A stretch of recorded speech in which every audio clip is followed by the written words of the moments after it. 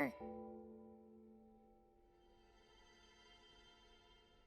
Weren't there a few Kuhenki here last time too? Where did they all go?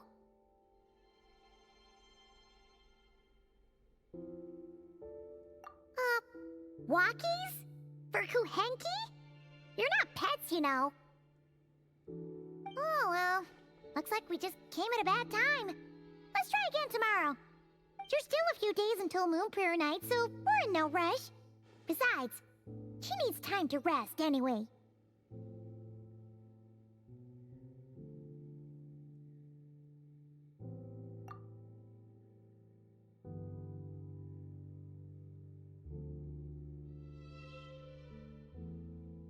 Kalamina! Are you back yet? Oh, how strange. Looks like she still isn't here. Right? It's not like her to spend so much time outside. Especially since she's worried about attracting unwanted attention. What about Luonatar? Luonatar, you there? Hey! Do you know where Kalambina went? Sorry, didn't understand. But if you know where she is, could you take us to her? Yeah, that's even stranger. What about him? Oh, that's not good news. They change color when Kalambina gets weaker, right? And they look super pale right now. Good idea. She might know what's happening.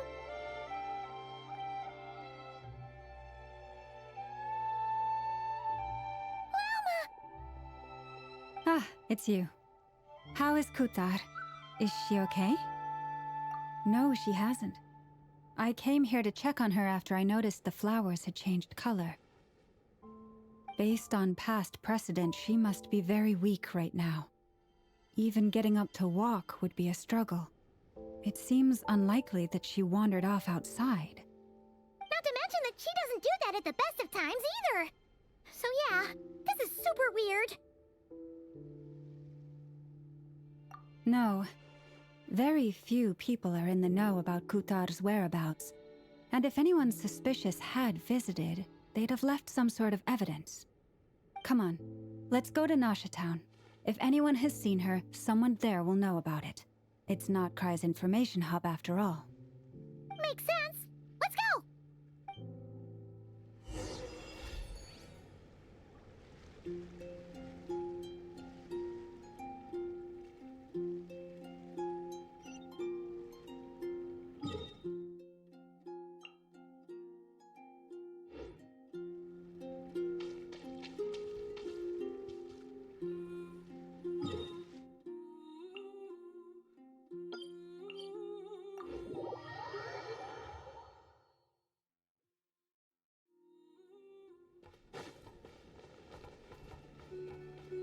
Huh? What?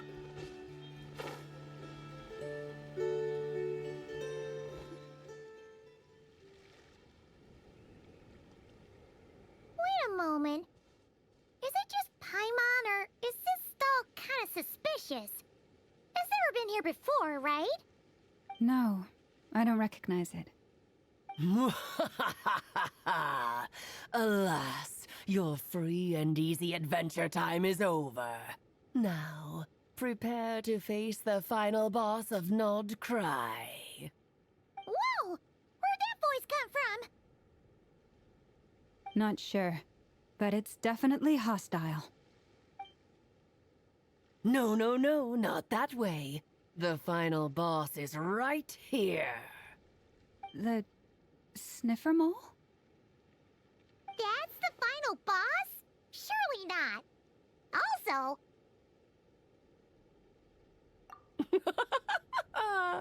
Okay, the jig is up. I'll stop teasing you. Turn around. I'm right behind you. It seems I've managed to leave quite an indelible impression, even though you've never seen my face. Ah, nothing could make a great mage more pleased with herself.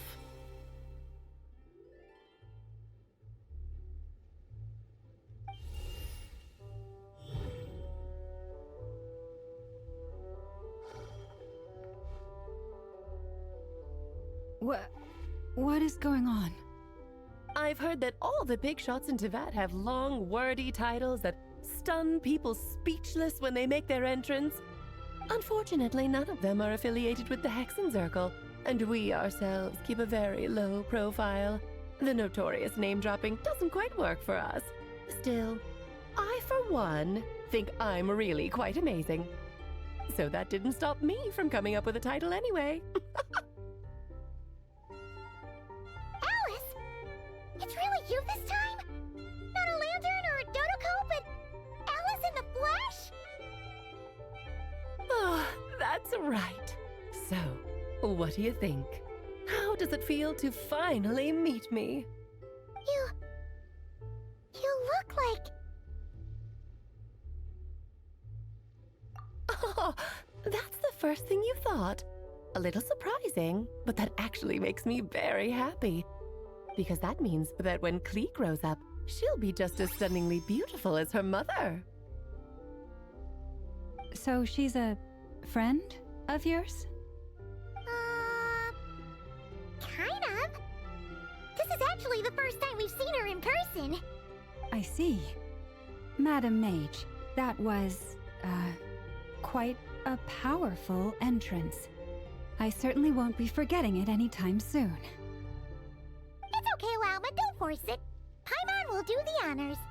This is Alice from the Hexen Circle. She's a friend of ours. And of Arcus, too. That's right. She's a good person, just kinda... unpredictable. Well, what is the human heart if not unpredictable? Hmm? If we could not do as we please, how would we differ from machines? I am Lauma, Moon Chanter of the Frost Moon Scions. It is a pleasure to meet you. Oh, I know. Before you got here, I spent a good, 15 minutes getting up to speed on Nodcry's present situation. In other words, I've read the whole in the last episode part, so we can skip the pleasantries. Fair enough.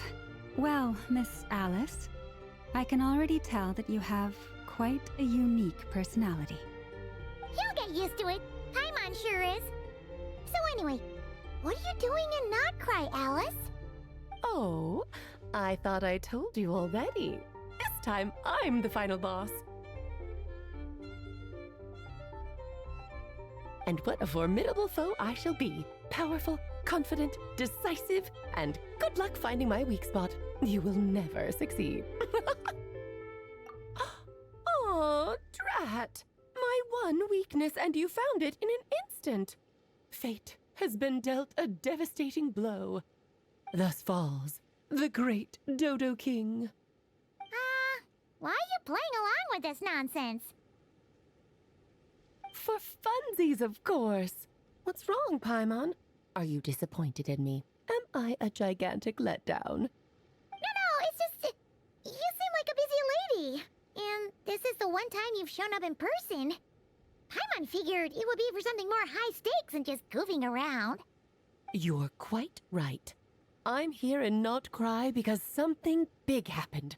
Something big enough it caught the attention of the Hexen Circle. It concerns the 3 moons, Teyvat's borders, and of course, the moon goddess you are currently searching for.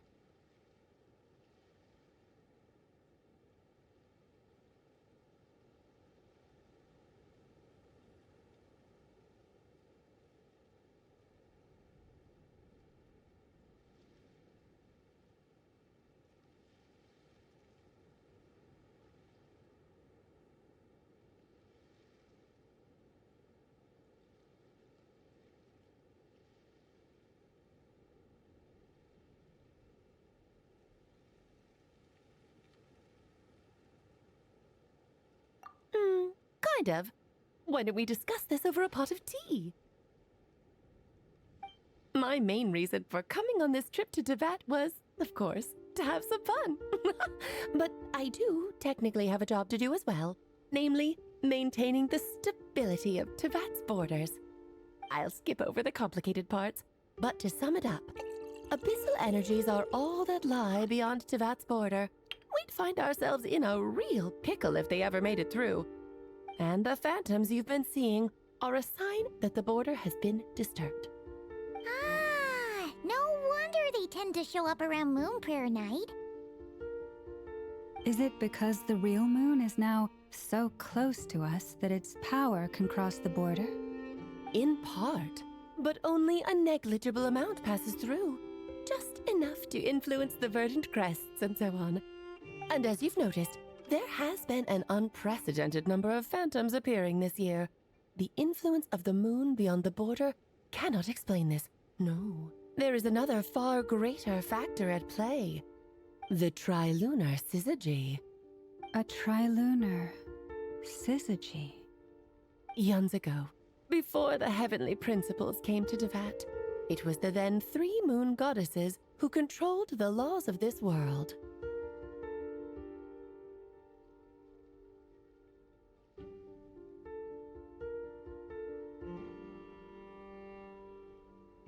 Oh, that's exactly it! The 3 goddesses split these powers amongst themselves, promising never to consolidate them into one singular body. This was meant to keep the world stable. But, fast-forwarding to the present, the eternal moon's marrow is with you, while the iridescent moon's marrow, which should never have appeared in this world, has been retrieved. Add that to the presence of a moon goddess in the flesh and... the power of all 3 moons is gathered here in Notcry. There hasn't been an event like this since the War of Funerary Flame. And it's having a noticeable effect on Tevat's borders.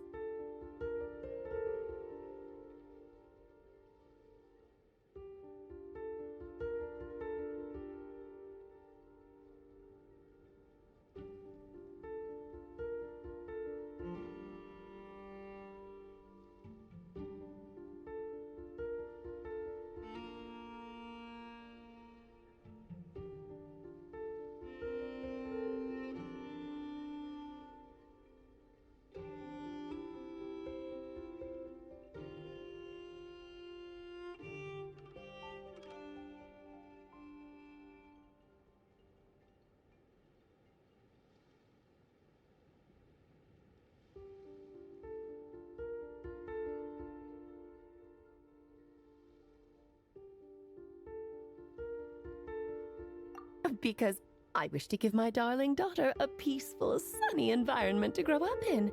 Is that a good... Sounds like you're dodging the question, but it does make sense. Well, that's one reason anyway, and the most important one. The others are a little complicated to explain. For instance, cleaning up after dearest Miss R.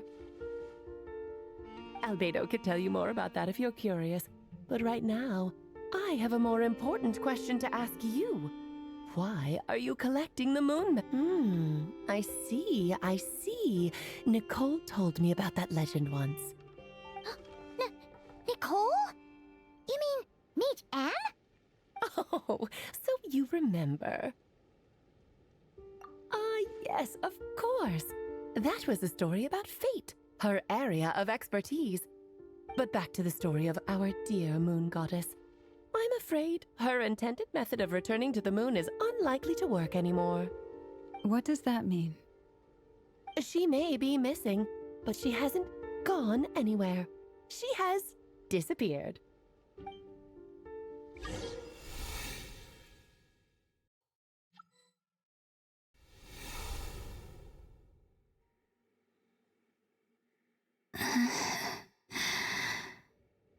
My body is so heavy.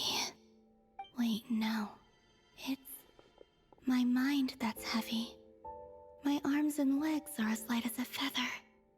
What's happening to me? I feel drowsy, like I've been asleep for too long. Is it daytime or nighttime? Is the moon out? I think I'll go for a walk.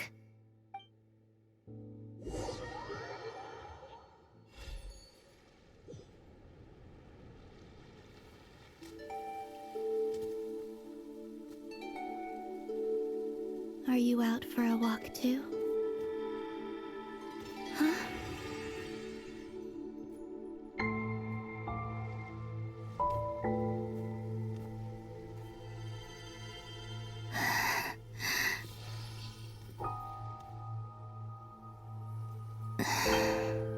The day has come at last.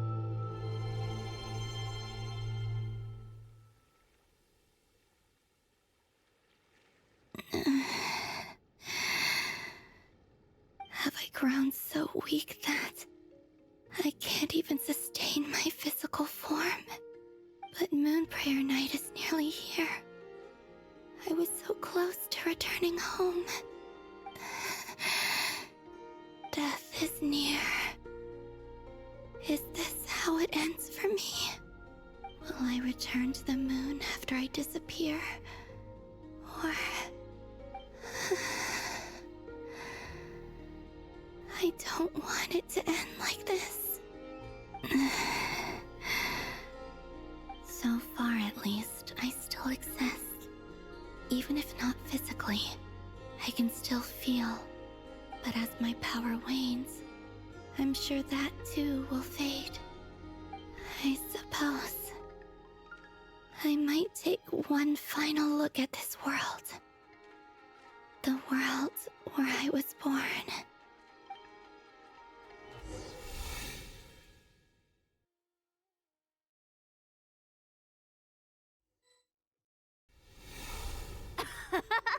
Come on! Come on! Wait for me! The Frost Moon Enclave. How much it has changed since I was born. These decorations, they're so heavy. It's times like this when you kind of wish men could be priestesses and acolytes.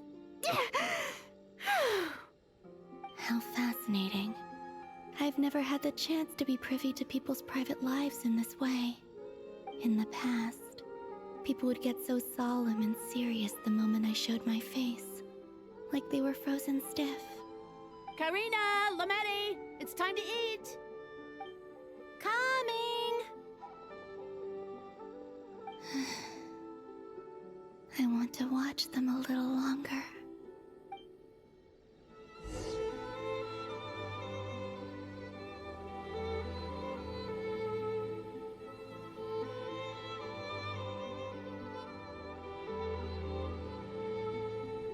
So just fill these balloons with air, right?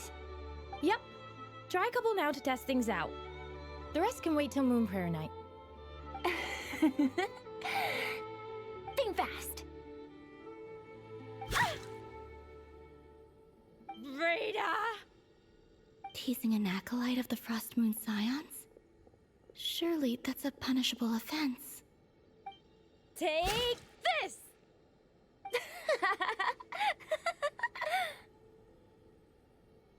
Huh? All right, enough horsing around. Lady Lauma gave us a task. We should get back to it. The task is just to check that the balloons don't leak, right? Doesn't matter if we fill them with air or water. Yeah. Okay, you got me there. And you got me there. But still, we can't use all the balloons before the festival even starts. We won't use all of them. And as long as Lady Lauma's trusted acolyte doesn't snitch, this can stay as a little secret between friends. A couple more can't do any harm, right?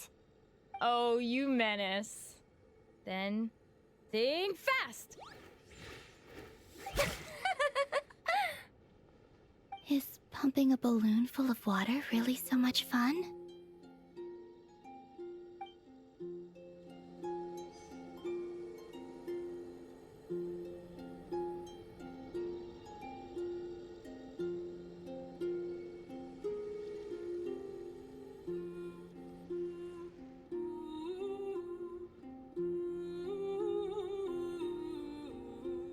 I'm sure you're both tired from playing all day. Come on, eat up.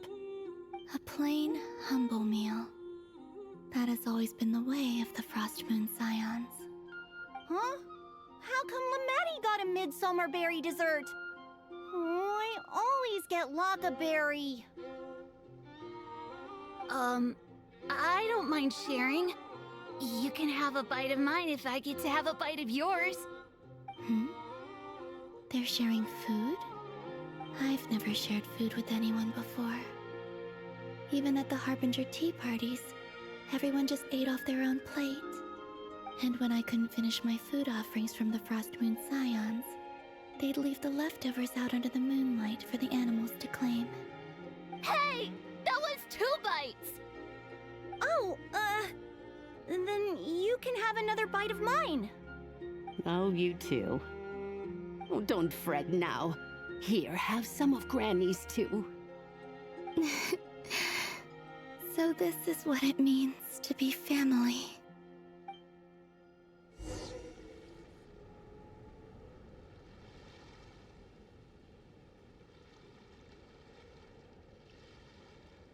I'm seeing so much that I'd never usually get to see. They'd never act like this when I was around. It's nice, being able to just watch people in peace in these final moments. What a rare opportunity. I think I'll go take a look around Nasha Town, too. Maybe the Traveler will be there.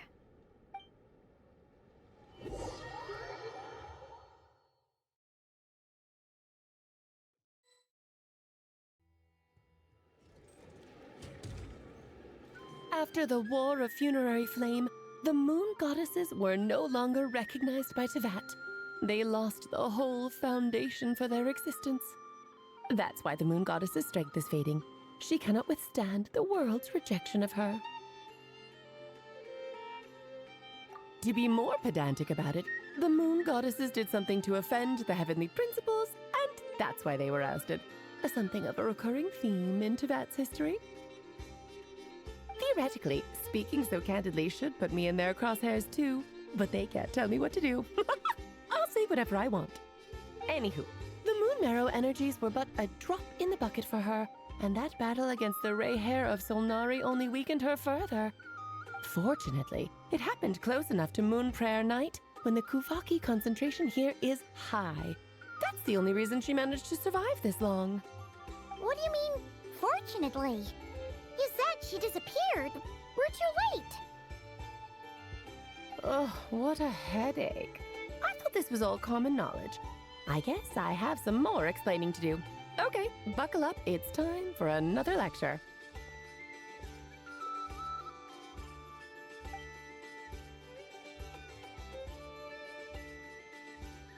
Now, I said earlier that the Moon Goddesses lost the foundation for their existence.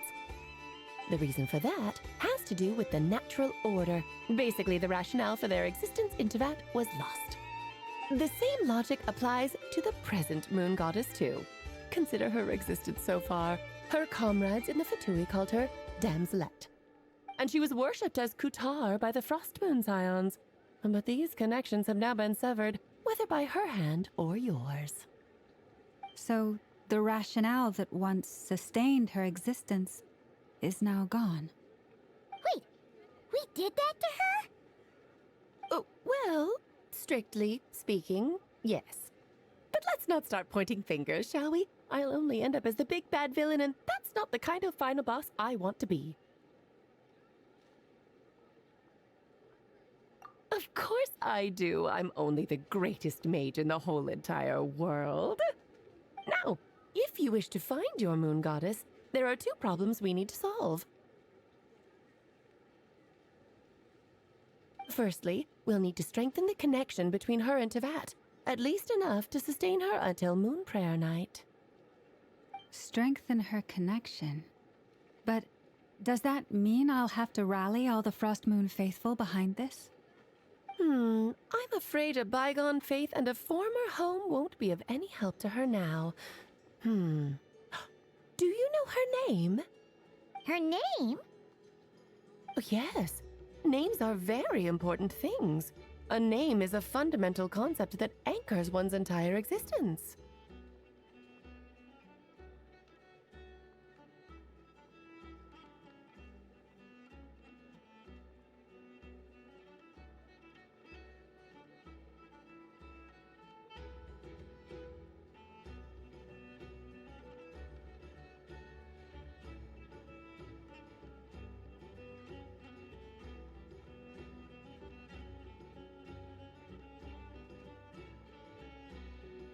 then your first job is to find it. As a moon goddess, I'm sure she must have a name she identifies with. Neither Columbina nor Kutar is her true name, and she's never really accepted either of them.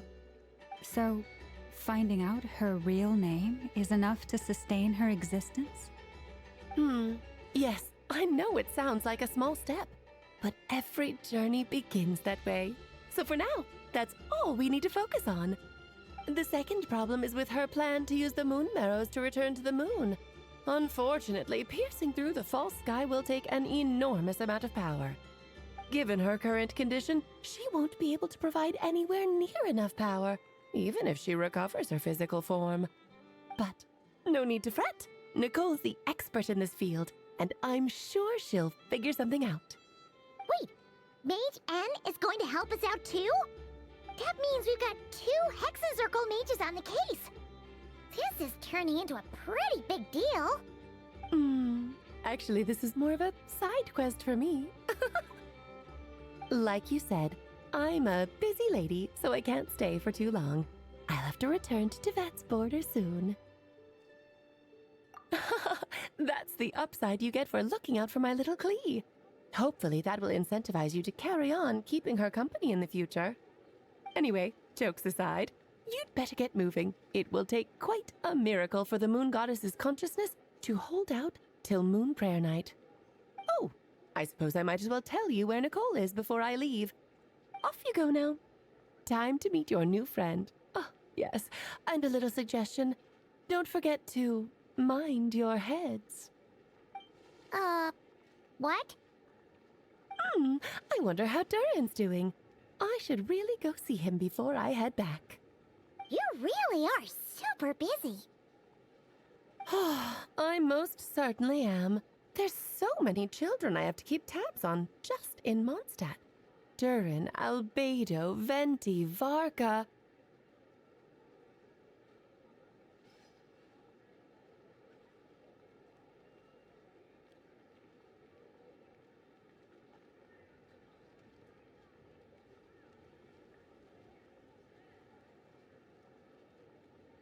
Klee didn't make the list, huh?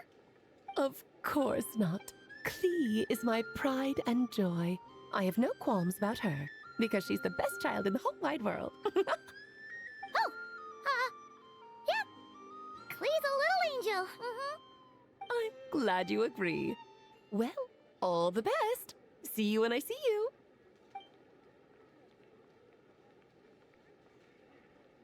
She left in a hurry. Yeah, she didn't pack up her stall. Should we handle it for her?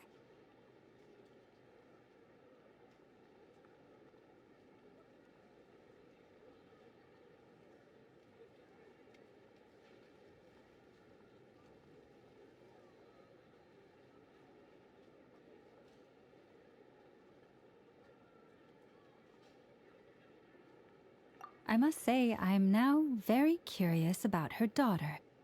Klee, wasn't it? What's she like? That's a long story. Come on, we'll fill you in as we go.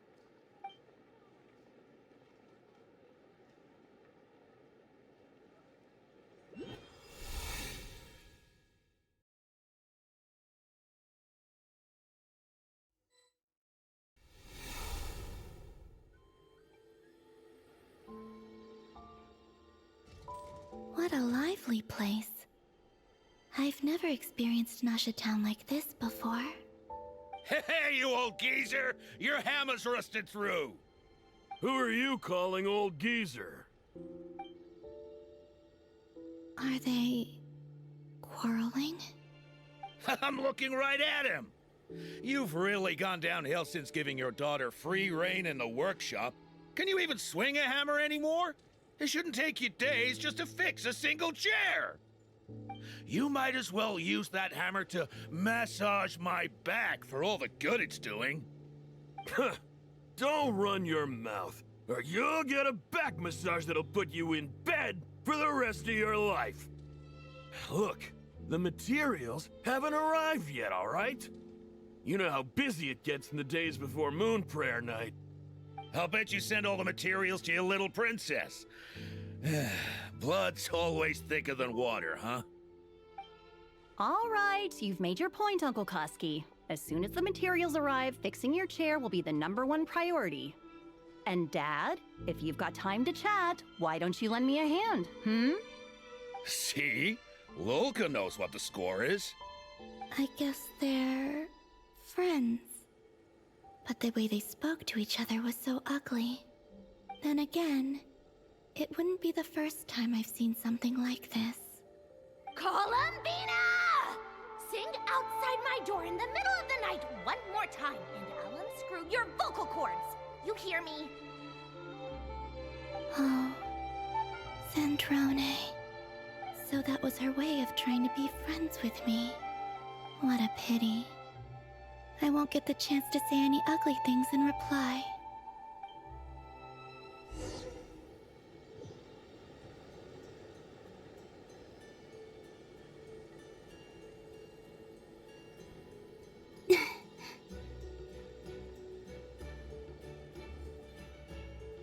Hey, have you decided what to give her for Moon Prayer Night?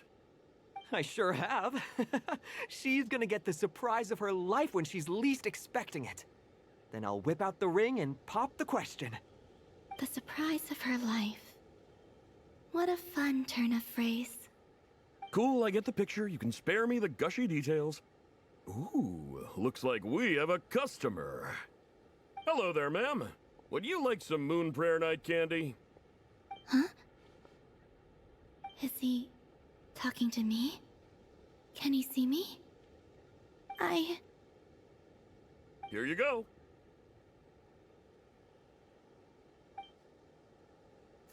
Oh.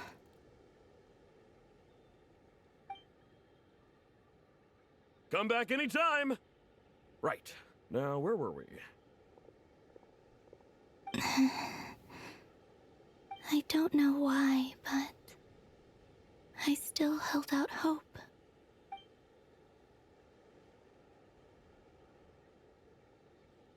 The most important thing right now is to find that mage. This name thing seems super important too, but where do we even start looking? I'd better go pay the Fatui a visit.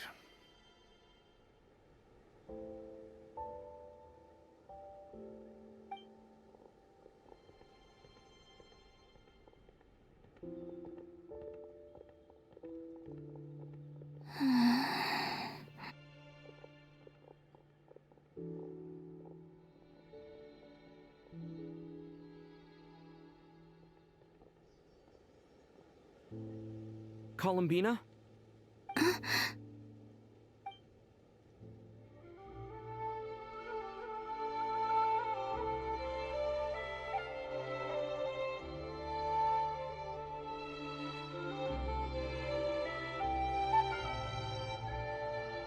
Traveler? Let's go! This is no time to be spacing out!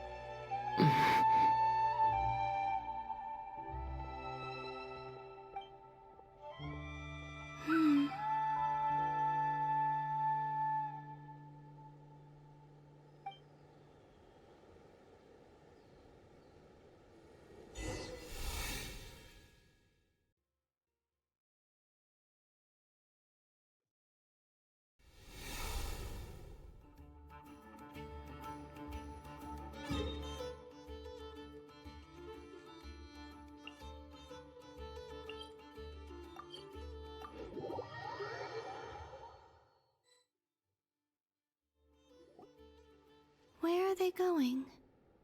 They mentioned a mage and a name? So, Mr. Varka, are you acquainted with this Nicole? Or should I call her Mage N? Ah, not really. We've never met, though she has come up in conversation. From what I've gathered, Alice kinda took Nicole under her wing. Taught her how to speak in a more ladylike fashion, that kind of thing. Huh. Hard to imagine Alice as an etiquette coach. Yeah, Alice is a larger-than-life personality, I'll give you that. But then again, that's why she's able to draw such an eclectic mix of people into her inner circle. If I remember correctly, Being an interesting person is actually one of her main entry requirements. So, if you ever wanted to join the Hexenzirkel, I'm sure you'd both be eligible to apply. Hey! Don't go around making promises on Alice's behalf. I wouldn't dare. I'm just trying to paint a picture of the Hexenzirkel for you. Okay, sure. Anyway, since none of us have ever met Nicole, how are we supposed to find her? We can't just go up to every woman in sight and ask, "Hey, are you Nicole?" Maybe something she's wearing will give it away? Like, a windbloom pinned to her chest or something. Wait a minute. Alice never said Nicole was from Mondstadt. Oh, true.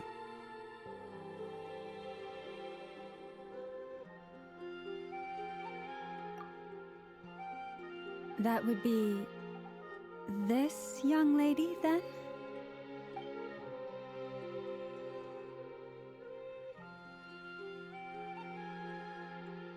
Hey there! Sorry to disturb you, but are you Miss Nicole? Varka, Knight of Boreas of the Knights of Favonius.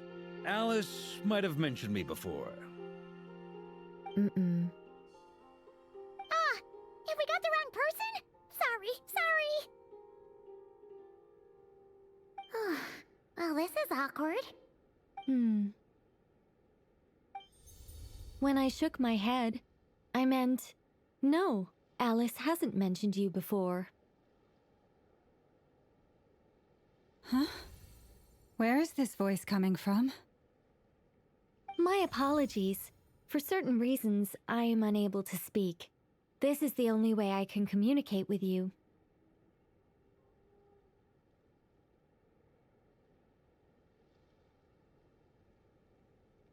It might take some getting used to, but I hope you can understand. Hey, it's fine. I'm more shocked by the fact that Alice never speaks about me. I mean, As for you two, we have crossed paths twice before, but it is nonetheless a pleasure to finally meet you. It's really you! Thanks for all your guidance in the past! You're quite welcome. This time, things are different. We have reached the unwritten pages of the story. You might say that we stand at the crossroads of fate.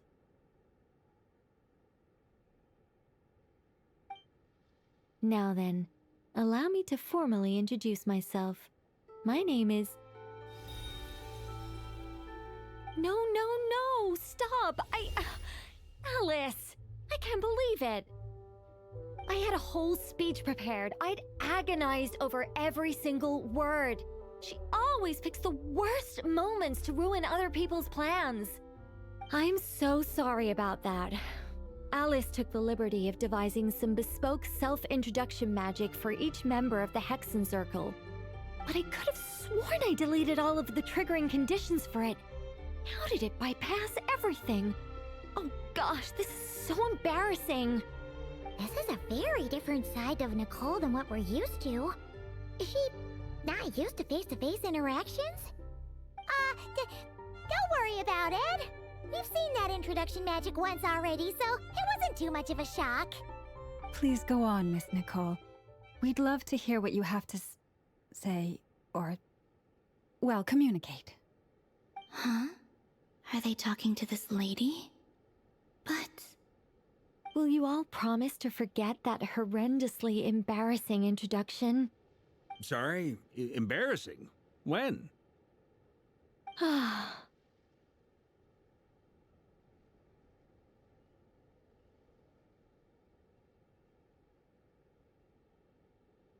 Yes, my name is Nicole, and I am one of a very few angels who have retained both their preferred form and their power.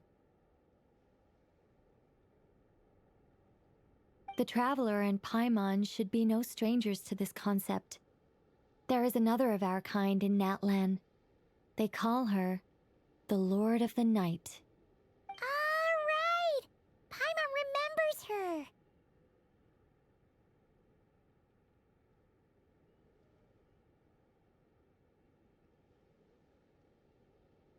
Yes. Well, I have retained more of my power than she. It's because I don't have a long-term duty to fulfill. To be more specific, no. We'll be here all day if I get into the specifics. Moving on. If I'm not mistaken, you are here because you wish to learn how one might reach the moon beyond the sky. That's right. Is that something you can give us any guidance on? Yes, I do know a way. It began with the Hyperboreans, who lived after the War of Funerary Flame. Blank looks. Maybe I should start with the background of the war. Or maybe not. It shouldn't be an issue. I'll fill in the gaps for you when we have more time. Anyway, after that war ended, the 3 moons retreated to beyond the false sky. The Hyperboreans were humans I once aided. They accepted the civilization and creations bestowed upon them by the angels. But despite accepting many blessings of the angels, many among them still held on to their faith in the moons. They were reluctant to accept the new order, even after the War of Funerary Flame. They sought to contact the moon goddesses beyond the sky and receive their guidance. But all 3 had passed away by that point.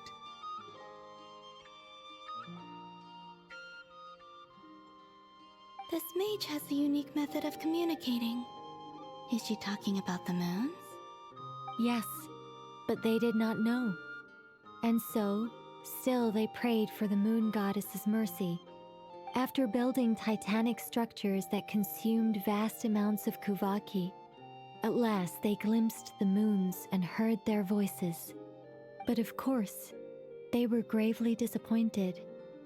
For it was then that they realized the 3 moon goddesses were dead. Oh, that's such a sad story. It is. Humanity was in a very sorry state at that time. The angels who had once aided them were gone, and the War of Funerary Flames had left them homeless and destitute. Just a second, I gotta ask. How relevant is all this history to the task at hand? Well, I mean, it's... Okay, it seems we've drifted into irrelevant narrative waters. It's been a while since I've had the chance to speak inside someone's head. As soon as I got started, I lost control and the words just flowed out like a waterfall. What I'm trying to say is... Right, yes, that's it. The relevant part is the ritual created by the Hyperboreans. The fact that they bypassed the false sky and saw the true moons implies that they successfully built a connection between Tevat and the outside world. Which means, with enough Kuvaki and a sufficiently stable connection, it should be feasible to send one person over the border. Okay, so they built some kind of portal? Oh, yes. A portal. Yes. Is something wrong?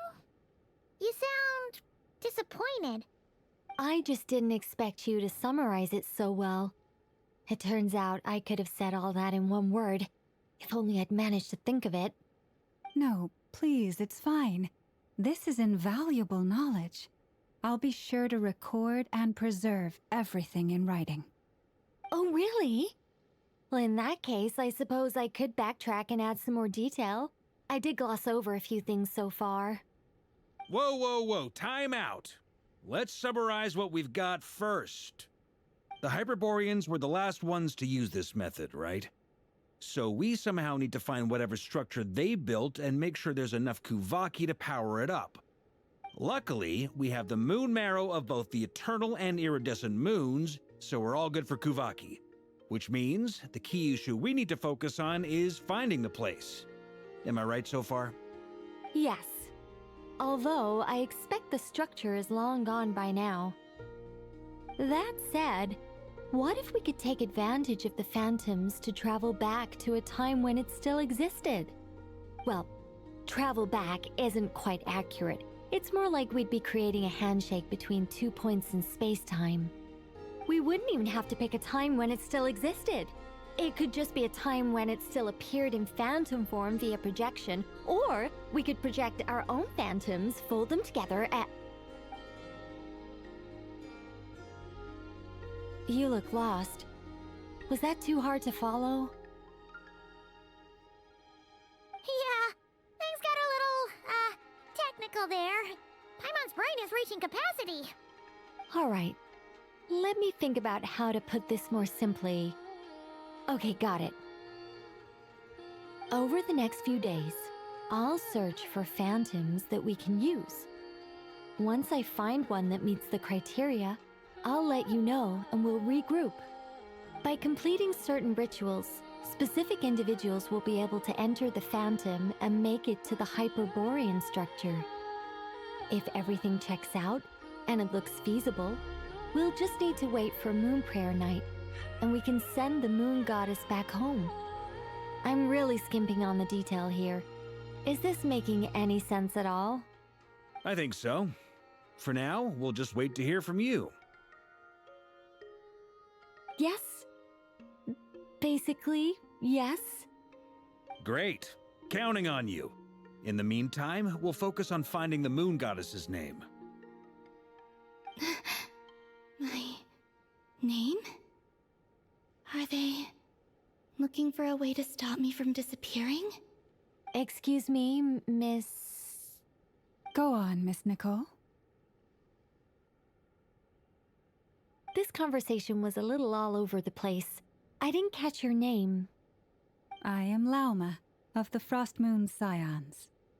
Ah, I did wonder. I noticed that you listened very intently when I spoke about Hyperborea and the moon's history. If you'd be interested, I'd love to visit you this evening and go through it again in greater detail. Also, if you were serious about making a record, it would be too risky to simply write down the raw details as is. I would suggest some tweaks. Maybe rewrite the stories as fairy tales or fables, perhaps even prayers. Anyway, we can cross that bridge when we come to it. So, see you later then? Oh, and no need to prepare anything. Just a cup of tea will do. See ya! She seems friendly. It's just... It's so nice to find someone who's actually willing to listen. I've been dying for a chance to finally go through all this systematically from start to finish. Any longer and I'd probably start forgetting it. Now Paimon gets why Alice told us to mind our heads. Ha ha ha ha! What did I tell you?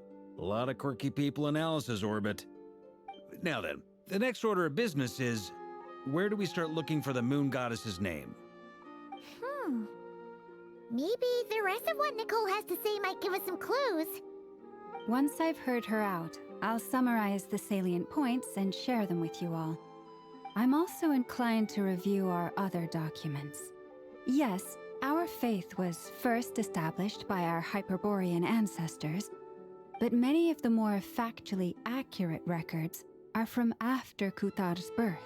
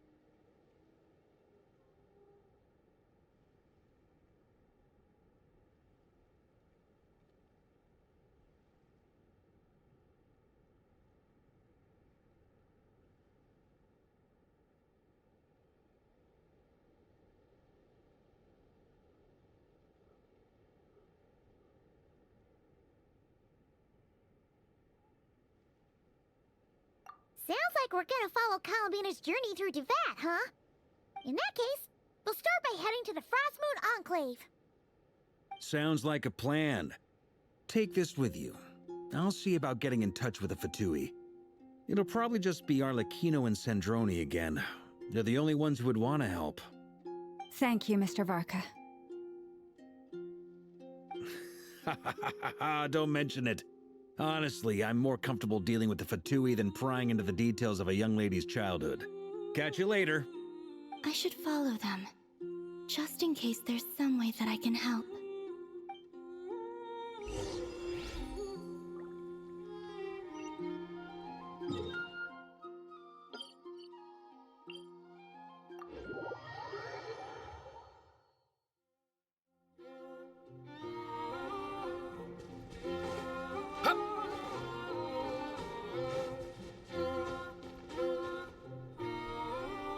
A while ago, I took the time to organize all documents in our possession that pertain to Kutar.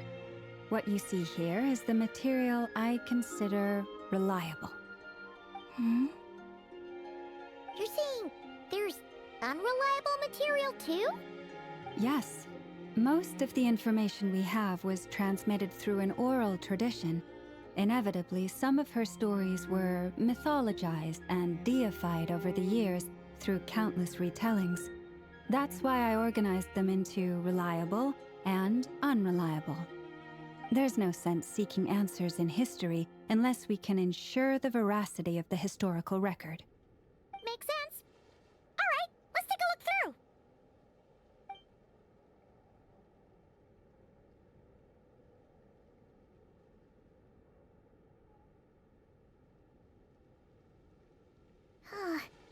Almost all these records refer to Kutar instead of Columbina. Although neither of those is her real name. Paimon's not sure what point she's trying to make.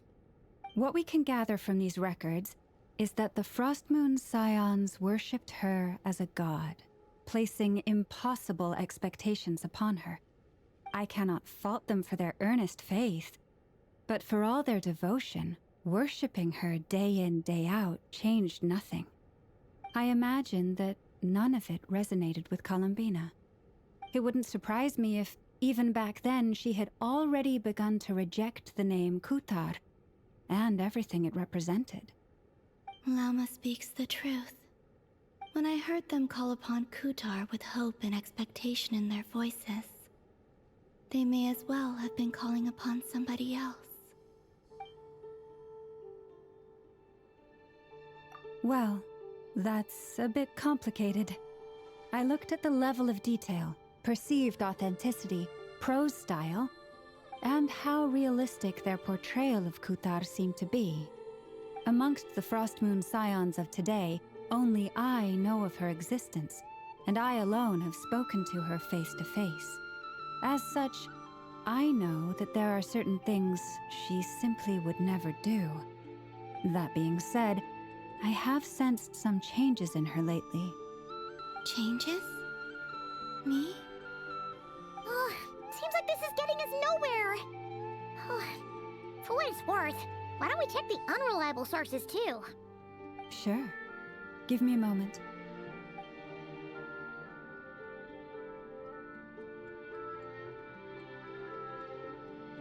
Exerting but a fraction of her divine might, Kutar sheared a great mass from the snow-capped mountain and cast it into the sea, upon whose surface shone the mirror image of the moon.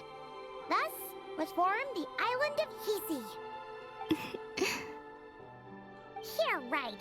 That doesn't even begin to pass the sniff test. The 3 moons are naught but lies through and through. Only one moon has ever shone for us, and Kutar is her name.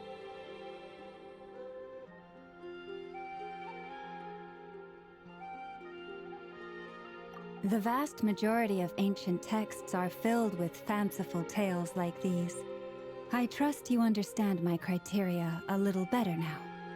Kutar did not speak, merely gazing into the distance in silence. And where her gaze landed, this was her prophecy. Clearly, whoever wrote this text never even met Kutar, Otherwise, they'd know that her eyes are always closed. What about you, Traveler? What are you reading?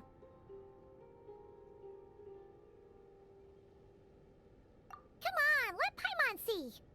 The child wished to build a wooden nest with which to shield a fledgling bird from the cold. But being so young and lacking in strength, the child could not snap the branches from the trees. Kutar was passing by. Upon seeing the child, she summoned forth a Kuhenki, who built a beautiful nest for the child. I remember that.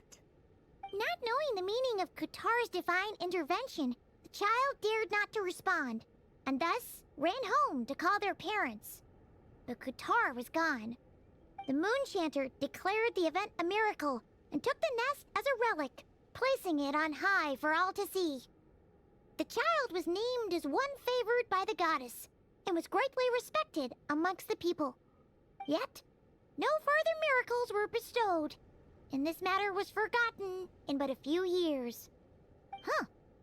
Any thoughts after reading that?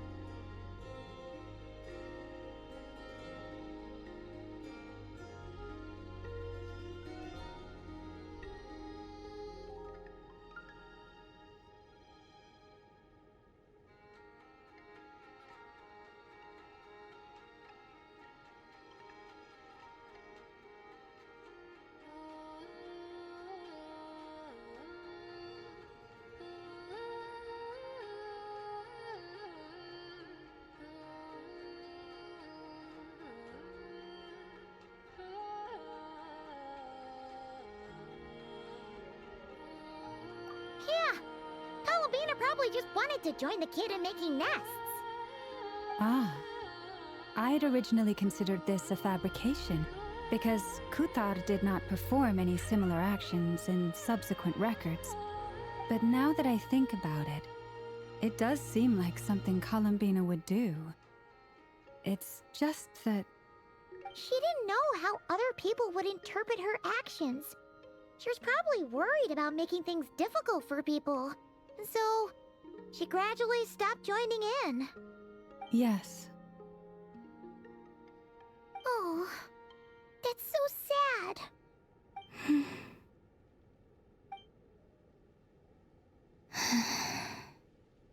And now, I can make no such gestures of warmth, even if I want to.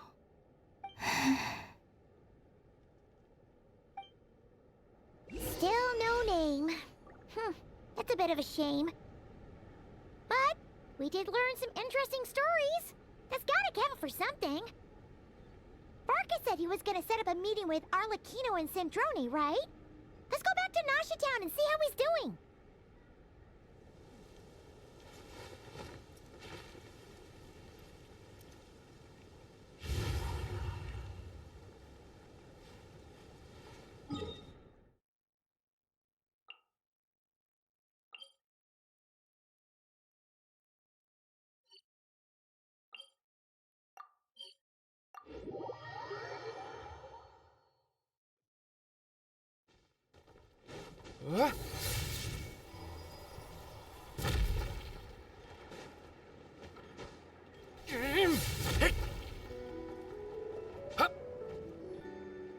Let's see.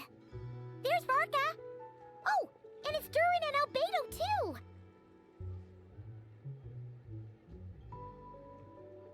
Yeah, this is pretty much the same place we bumped into each other last time. I convinced them to stick around a little longer. We were all waiting on people, so I figured having a little company would help pass the time. Ah, so you've been waiting for us? Does this mean that you've already arranged things with the Fatui? Sure does. Now you're back, we can go meet up with them together. How'd your investigation of the Frost Moon Enclave go? Well, we didn't find out Columbina's true name. But apart from that, it went pretty well.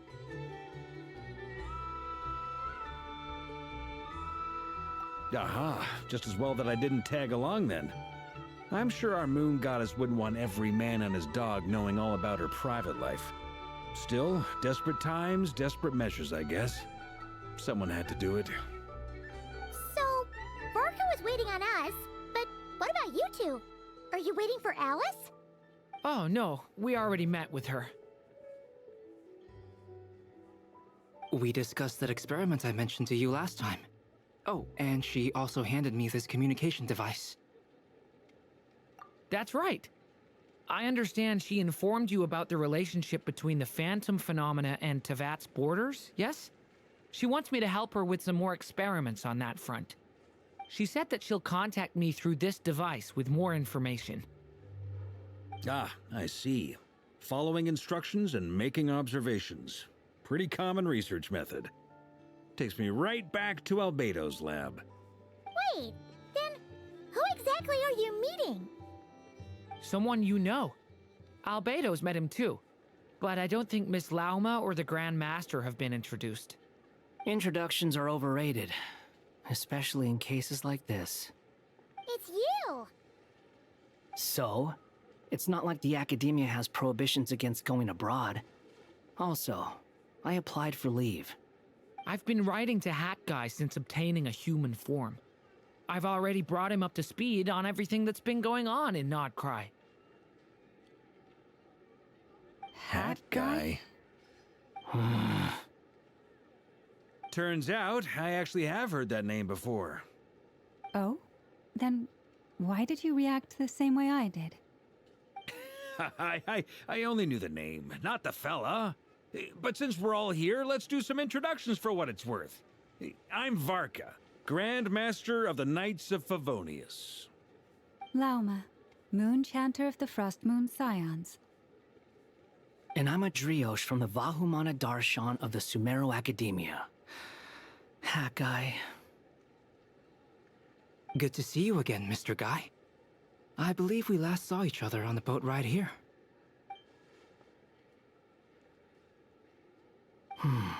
Mind you, the only reason I came here is because there's someone I want to look into. Who's that? The Doctor, also known as Dottore, second of the Fatui Harbingers. From the tone of your voice, it sounds like there's bad blood between you. I was reviewing our archives and noticed that a lot of information about him was missing. Left a bad taste in my mouth. That's all there is to it. Dottore, or Zondique, as he was then known, once studied at the Academia, but he got kicked out before he could graduate.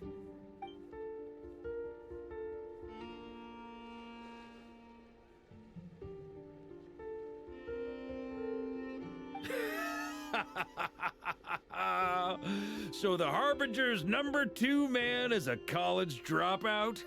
Ah, how embarrassing for them. Last we heard, he was planning something.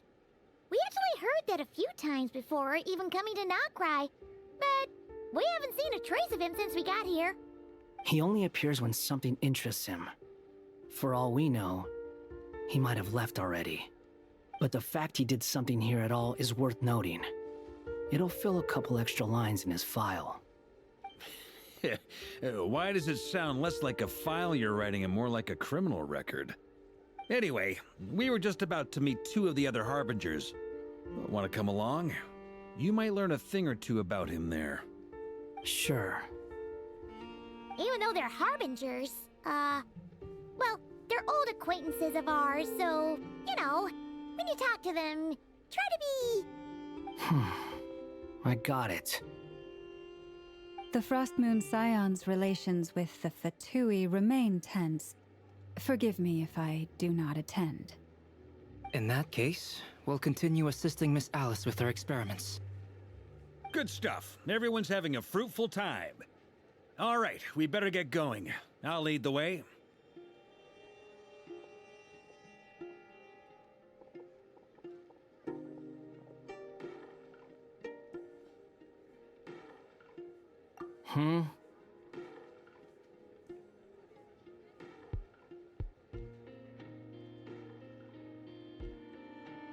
Well, yeah, that's obviously part of it. But I'm not the only one who has a score to settle with him. Neither you, nor Lesser Lord Kusanali, nor I want to see him meddling with things again.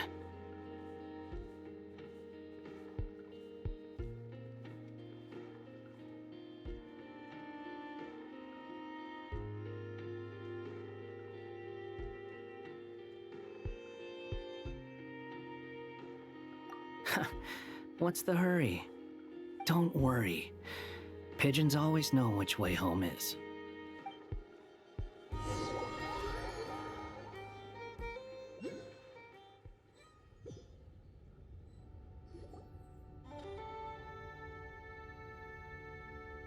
You made it.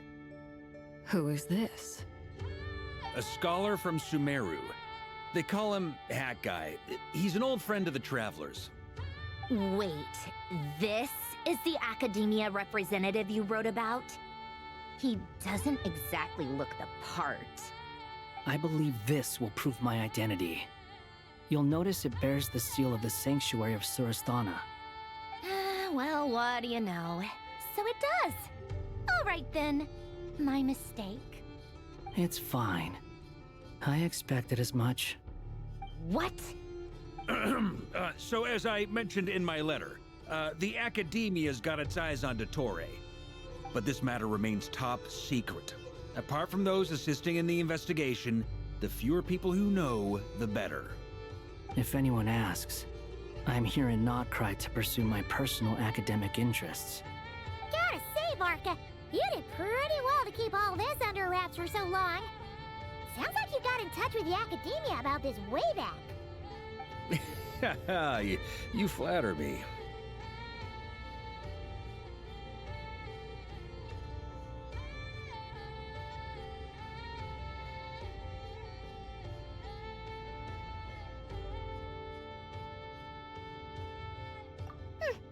Where do I even start? Remember that time we fought Rerir at Star Sand Shoal? He sure let me have it then, didn't he? I'll bet Dottore had that all sketched out, with me as his convenient little pawn.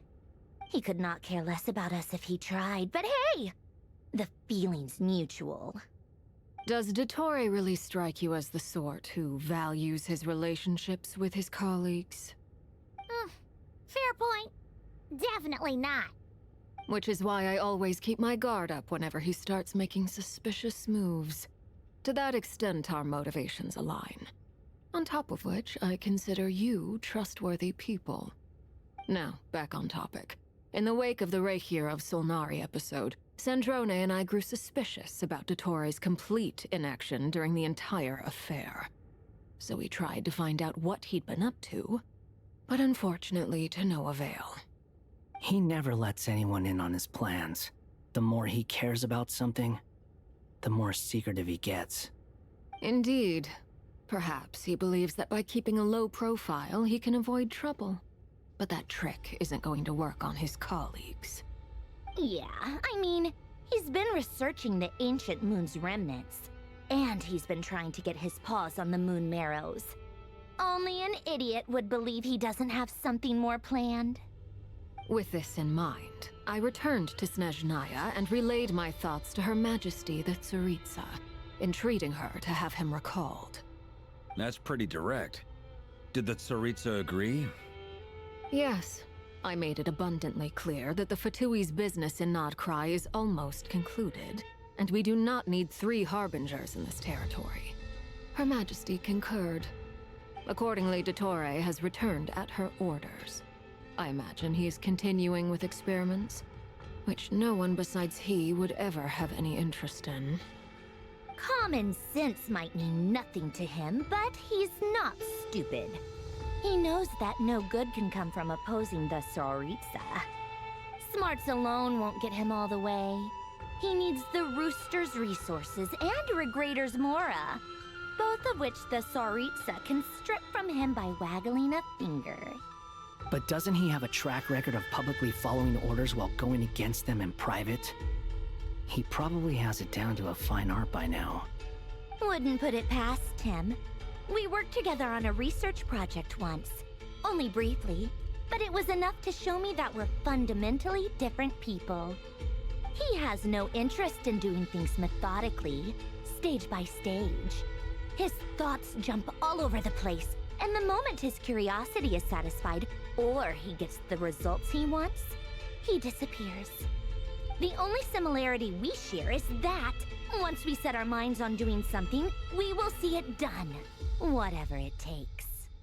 Oh, we definitely saw some of that in your battle with Rerir. You got so competitive. Ugh, do not remind me. Then I believe we all concur. Dottore will not simply give up. Fantastic. Now this is turning into a whole day of unpleasant memories. Ugh. Are you talking about the moon marrow stuff? He also strikes me as the kind of person to disregard experimental regulations, ruin all the equipment, and go way over budget. Then leave the first person he can find to deal with the fallout. Exactly.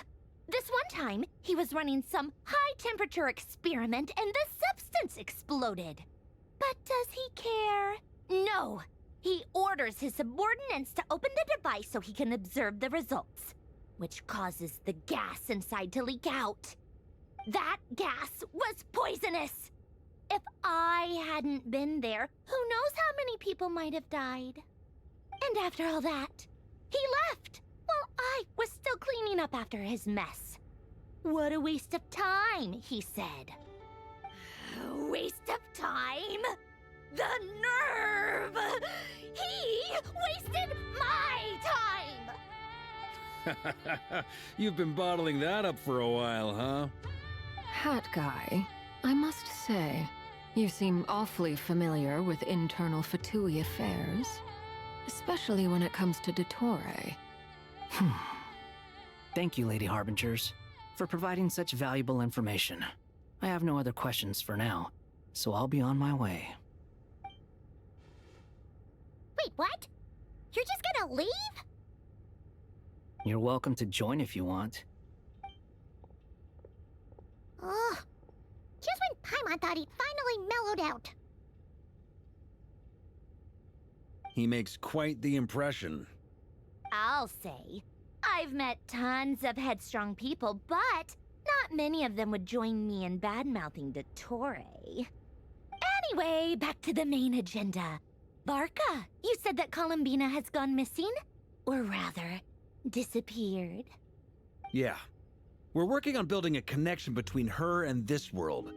The simplest method is to find out her real name. I've actually asked her that question before, but she said she didn't know. Considering our relationship, I doubt she was lying to me. As far as I recall, she was never dispatched by Her Majesty to claim a gnosis or anything like that. The Tsaritsa's plans had long contained a place specifically for her. I always thought that was weird. What could she do that the rest of us couldn't?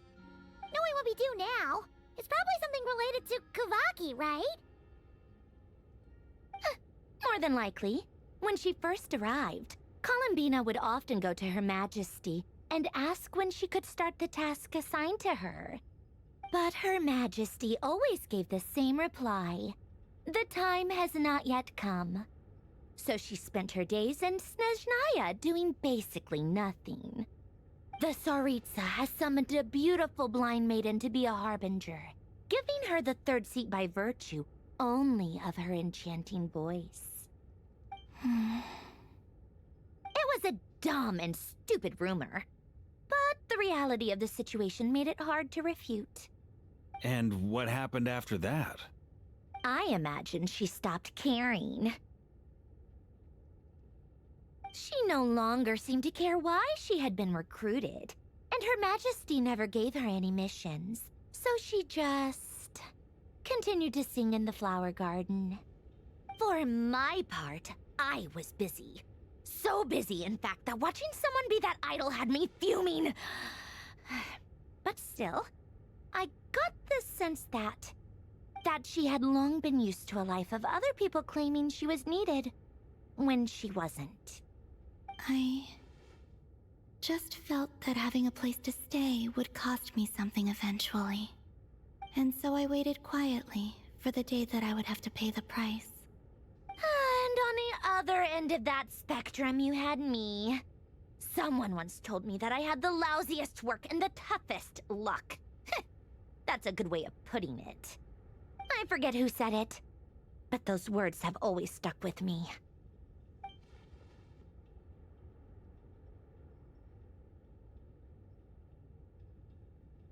But you've done your job exceptionally well all this time. Because at heart, you are a conscientious person.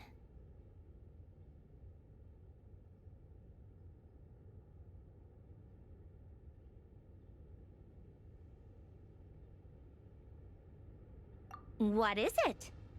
Something come to mind?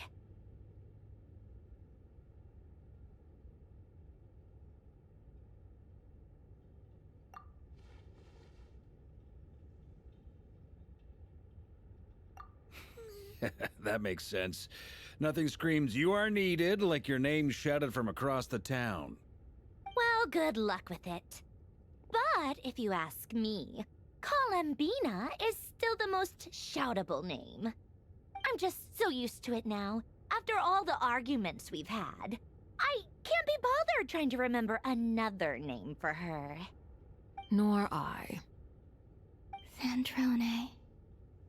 Harlequino.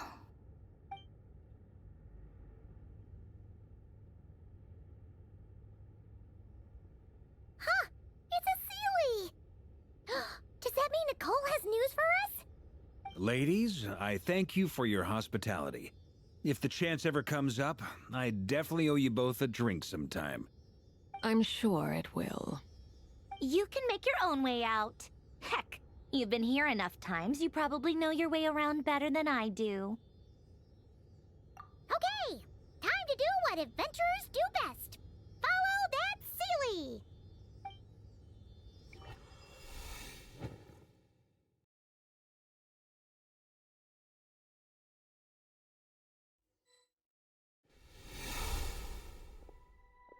Here you are.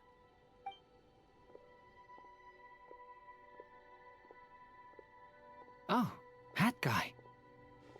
How come you're back so soon? Did things go all right with the Fatui? Fine. Dotori's been summoned home by the Tsaritsa. Couldn't get much more than that. How about you? Any progress with the investigation? Unfortunately not. We've tried everything. Different phantoms, different locations, different points in history. But the results are the same each time. Abyssal monsters roaming the land. People crying out in despair, with no hope of being rescued. Every time I see it, I can't help but think, is this what it was like in Mondstadt when Dragonspine Durin attacked? And if I fail in the task I've been given, will I create yet another tragedy? That's just meaningless speculation. When we encountered similar phenomena previously, I tried to interfere with those illusions, using sounds and lights to guide them. However, we could not change their fates. At most, we were able to extend their existences. The events of the past are like fate that has been written into Irminsul. There isn't a living thing in Teyvat that can escape its past. But Miss Alice instructed us to try to find ways to change the outcome that these phantoms face. It's an impossible task. Can't you just refuse? Since she asked us to do this, I feel like it can't truly be impossible.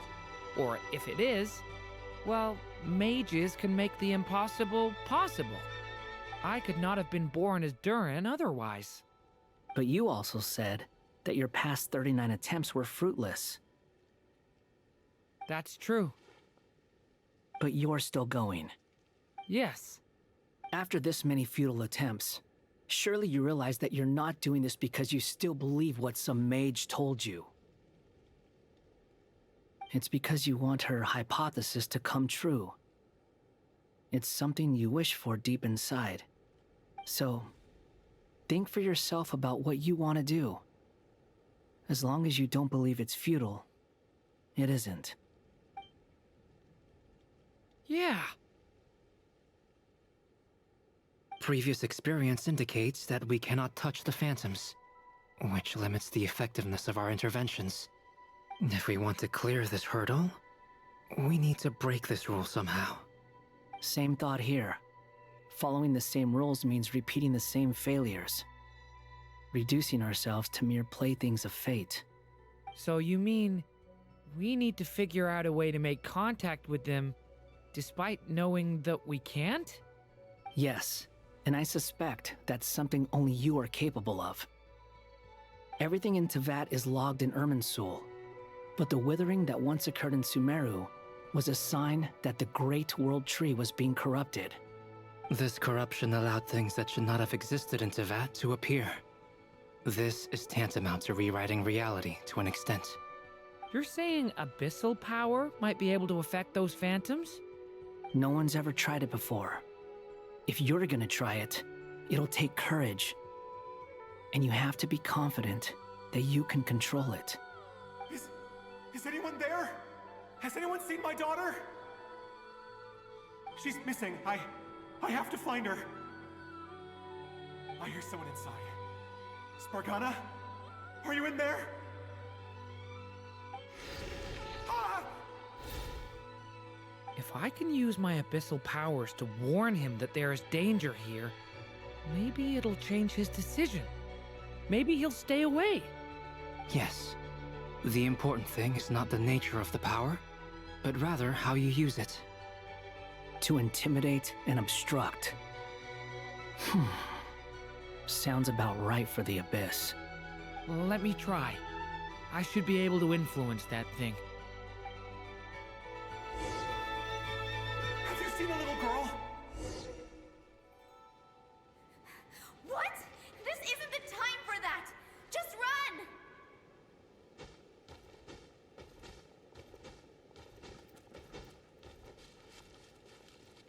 I hear someone inside. Spargana? Are you in there?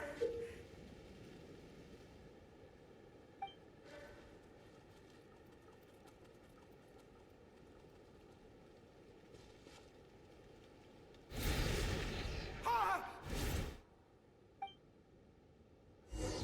Have you seen a little girl? What? This isn't the time for that! Just run!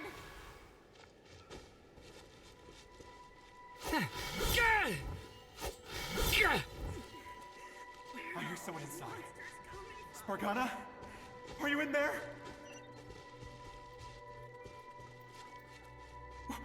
What is this? Looks dangerous. I should get out of here.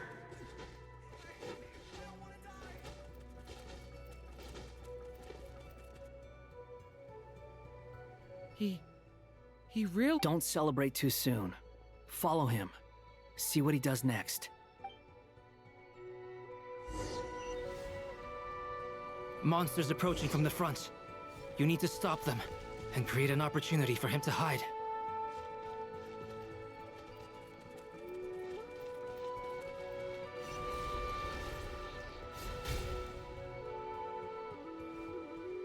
Help me!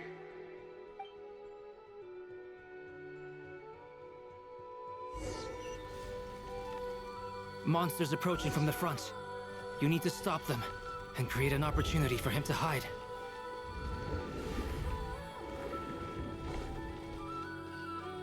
No! There's monsters ahead!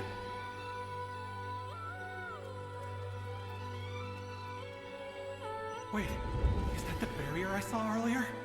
Why is it appearing now? It's as if someone's controlling it. The monsters are gone. Is it safe?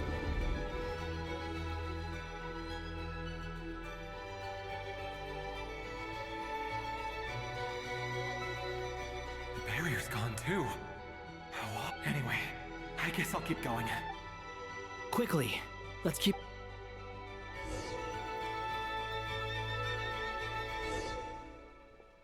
Wait, there was someone else here? Don't go any further. We've got anti-monster traps laid out everywhere.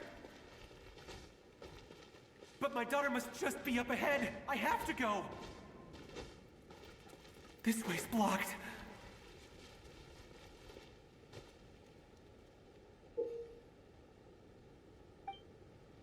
We might be able to use the explosives over there, but we need to take care not to hurt him.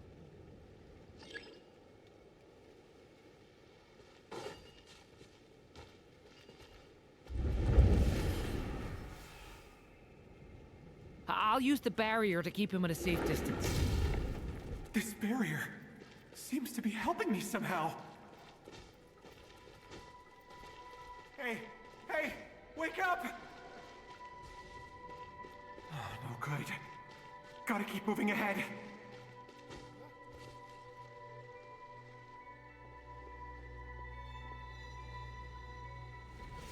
So many monsters! There's still a chance, Durin. Use the traps.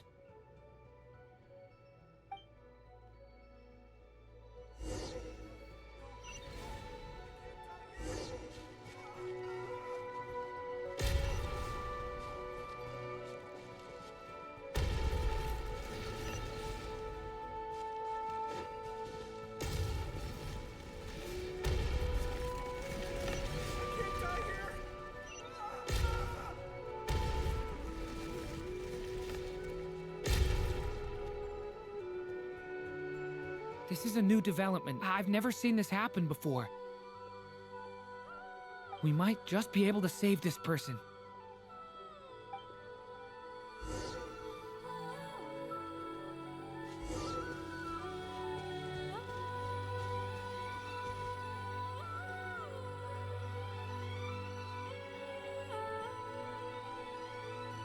Hello there.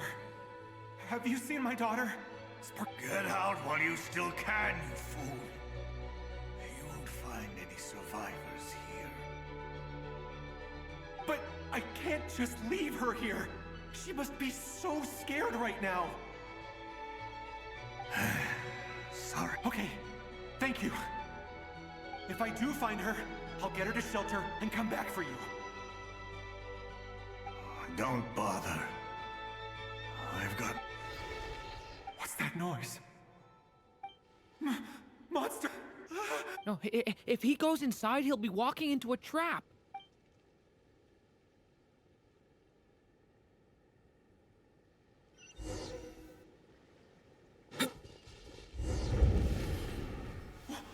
Why? How will I know where Spargana's gone like this? You know what? I'll trust this strange barrier. It's gotten me this far after all.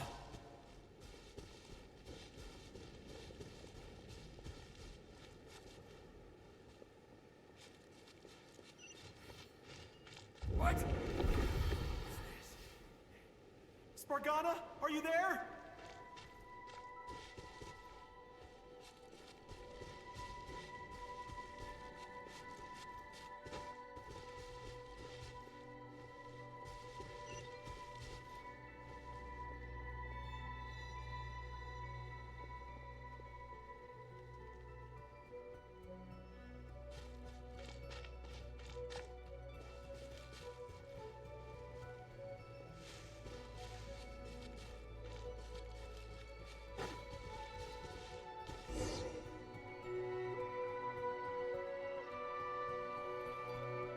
Huh? That looks like one of my daughter's books. Thank you. Thank you. Yes, it's one of hers for sure. That's her name on it right there. She left her backpack here.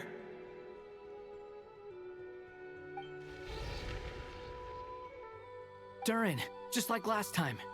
Use the explosives.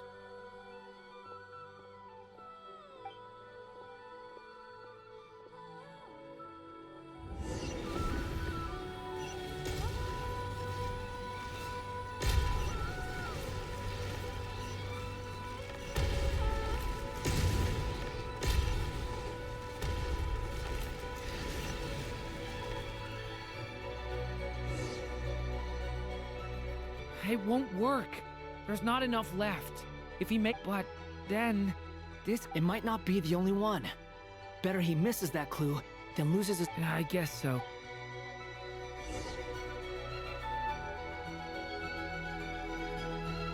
Stop him, Durin. We can't let him get any further in. That's my daughter's book!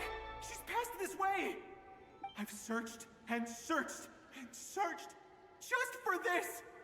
But how will I find her without any clues? I no longer have anywhere else to go.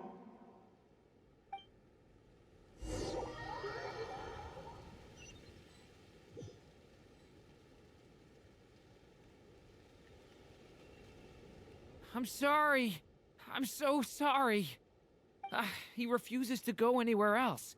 Whether he opens this door or not, all that awaits him now is death. We couldn't change his fate. Albedo? Hat guy? Let's try one more time. I don't know how we're gonna do this, but I don't want to give up either.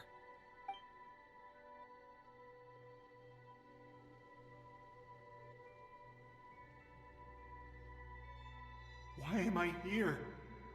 What's going on? All these scenes running through my head. Where are they from? Huh? What's going on? His reactions have changed. How many times have I... What's happening to me? Huh? Wait. Who are you? You can see us now? I feel like I always could, but that I only just realized you were there. I'm sorry, I don't know how to describe what I'm feeling. But you were the ones guiding me using that marked barrier, right? I haven't done anything yet, but those monsters, those deaths, they feel like memories. Like things I really did experience. I won't find my daughter. In fact, I'll ultimately die trying to find her. Isn't that right? No, it isn't. Yes, it is. Even so, we're trying to find a way out of this. You've not seen my daughter either, have you? It seems she really isn't here.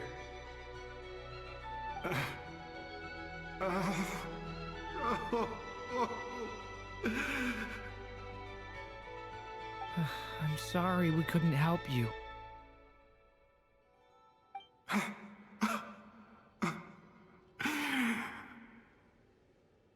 I'm just tired. Maybe this is destiny. Maybe it doesn't matter how hard I search. How long do I have left? Experience says 15 to 20 minutes. 15 to 20. Thank you for all your help. Let's rest a while. You look exhausted too. Now's not the time for you to start pitying us. It's not pity. I'm just realizing that I've only got 10 or so minutes left. You know?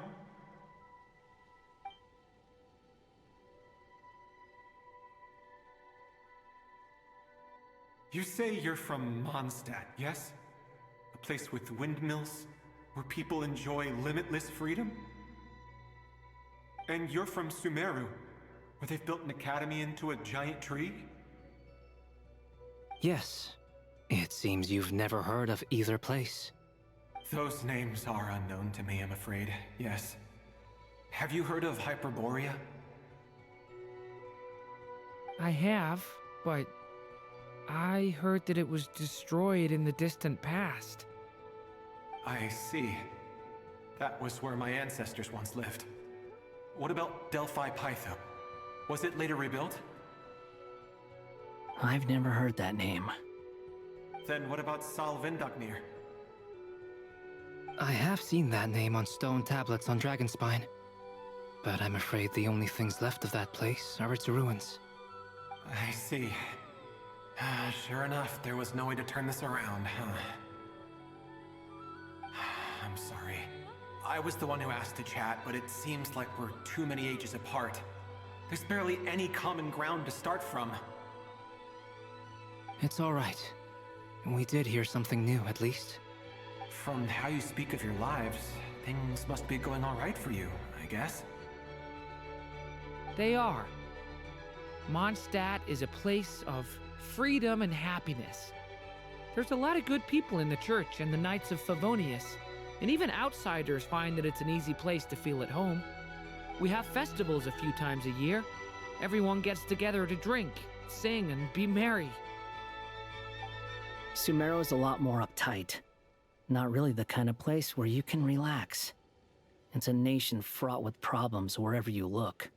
But if all you want in life is to seek knowledge, I guess it's pretty much paradise. That's wonderful. In other words, after this all-devouring black tide passed, humanity did not merely avoid extinction, but rose to build prosperous civilizations anew. I mean, I can see you all right now. That must mean the future isn't a total mess, right? That's true. Well, time's almost up. Let's part ways, I think. Might be best if you don't waste too much time on me. The chances are slim, I know, but I'd like to spend these last few minutes looking for Spargana. If things work out, I'd love to tell her about what I've heard. May we meet again. Well, or not, most probably. In that case, may your wishes come true.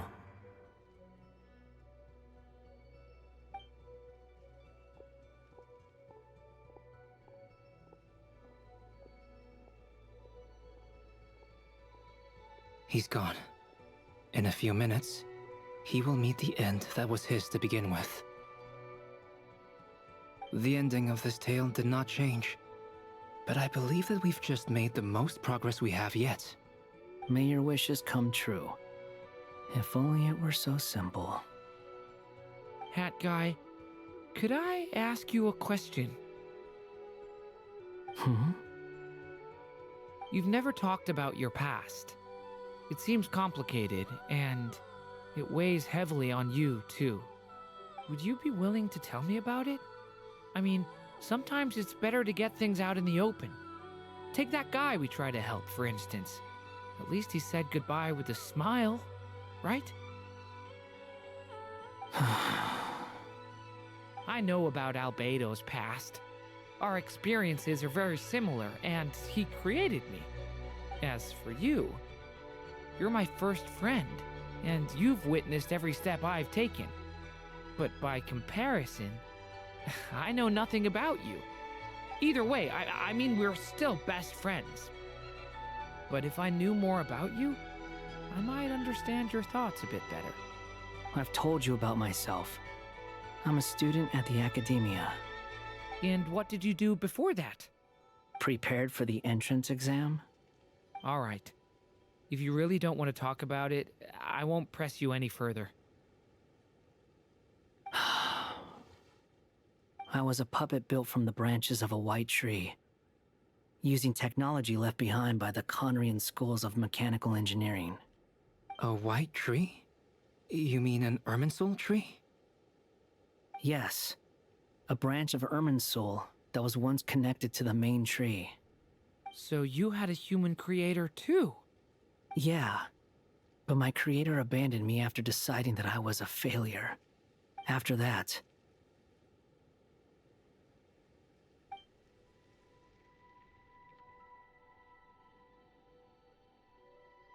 Durin.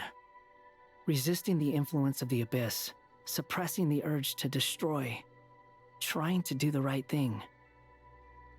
None of these things are easy, but no matter how hard they are, trying to rewrite past wrongs is far harder. You asked me if you would create a new tragedy if you failed. I told you there was no point speculating about that, but the real answer is, yes, you absolutely will. That guy. But at least you've got people here to help steer you away from the wrong path. So, just keep aiming towards the light. I will. I promise. All right, break time's over. Hello? Durin speaking. Hello, friends, it's me. What have you been up to, I'm detecting some unmistakable fluctuations here at the border.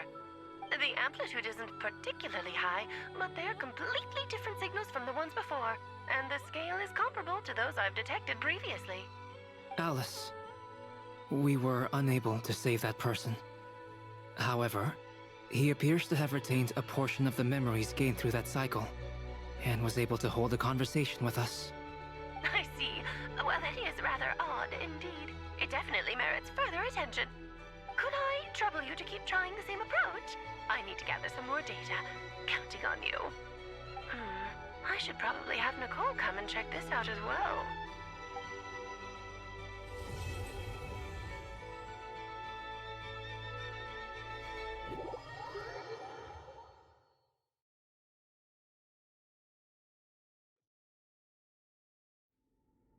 There you are. I was worried you might stop to collect treasure chests opened by the Seelie along the way. It would have taken you so much longer to get here. Another conversation I cannot hear. I am delighted to see that you understand what takes priority, and that your adventurer's instinct has not swayed your resolve. Really, I must applaud you for it. You should know. Paimon's head. Okay, I'll try and keep it short. My senses are telling me that this is where we shall find the entrance to the ruins. Oh, cool! Well, what are we waiting for? Let's open it up and see! Patience. This was a sanctuary of great importance to the Hyperboreans. A special process is required to open the gate. Oh! Like the place that housed the Eternal Moon's marrow?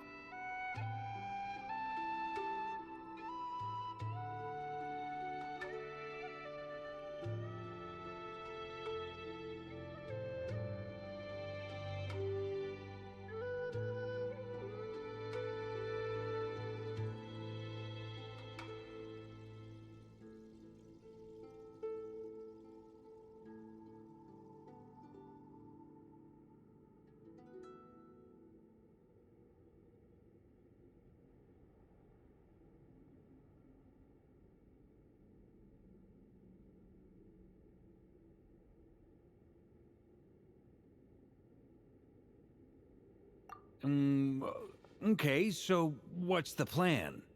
Need us to do anything? And just the short version, if you can. Ah, all right then. I was planning to start with some background on the invention of these techniques.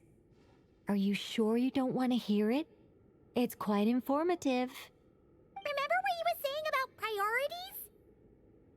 Fine. Simply put, we need 3 human representatives to successfully undergo a process of Kuvaki resonance. Think of it as a test from the 3 moon goddesses to see if the entrants are qualified, with the most recognizable qualification being Kuvaki. Pretty sure Lauma would ace that test. Oh, wait. But we need 3 people. I also have no doubt that the Moon Chanter would be qualified.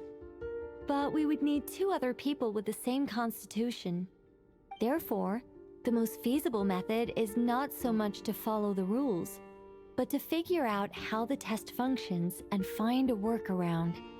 I've done some research, and it turns out the mechanism is rather crude. We'll simply need humans to stand before it who have sufficient Kuvaki energy within them. I'm with you so far. how do we get the Kuvaki in them? The easiest way would be transfusion. Take some Kuvaki from Nodcry's soil, put it into the bloodstream, and get it circulating in the body. So we're going to cheat on the test? Precisely. There are other methods, but this is the simplest one. Cheating the system is much easier than trying to hide from it. Huh? Ah! Sorry? Does the idea of cheating upset you, Miss Lauma? No, that's not it. I suddenly had an idea. Oh, what is it? It's about Moon Prayer Night. I figured out a way for Kutar to join in the festivities. Huh? But as Paimon said, we need to have our priorities straight. Let's get back to the test. I'll follow up with Nefer on the festival arrangements. Oh, okay. Anyway, is this really the best method we have? A Kuvaki transfusion sounds dangerous, no matter how you slice it. If you think that's dangerous, wait till you hear the other methods. I'd be more than happy to go through them if you'd like. There are several. No need, we're good. Let's go with this one. Very well. Kuvaki transfusion it is. Now, I should mention that the risks can be greater or lower depending on individual compatibility. It would be rash to simply infuse the Kuvaki and hope for the best. If the body rejects it, the reaction can be quite severe. The symptoms are similar to another condition that some people living here suffer from, known as congenital Kuvaki sensitivity. So, before we execute our plan, I will perform a simple test of my own to see who is compatible and who is not. Once that is done, we will have to complete the resonance process as rapidly as possible. The participants must remain stationary while the Kuvaki circulates and bonds with them, and they mustn't eat or drink anything. What? No eating or drinking? That's some hardcore fasting. They'll all be monks by the time they're through.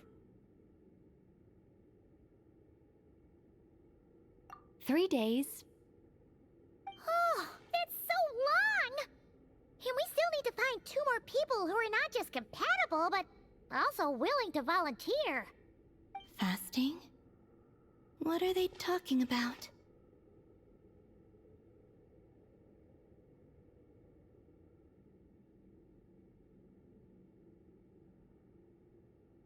Really? Don't you want to think this through? Haha, count me in too. 3 days without food? I can handle that. Miss Nicole has made it clear that this is the easiest way.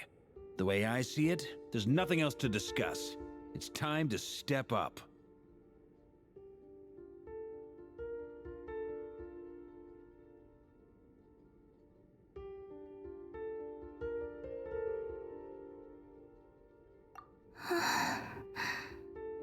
Yeah, you're right.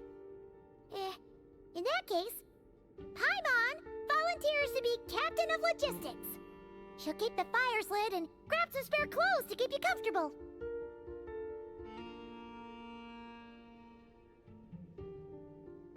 Then we'll start with you first, Traveler. Please step forward.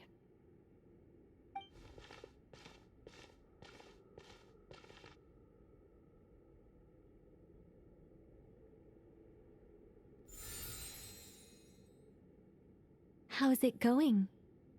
Do you feel anything?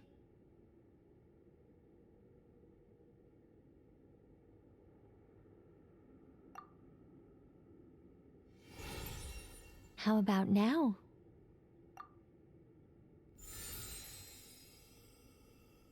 And now?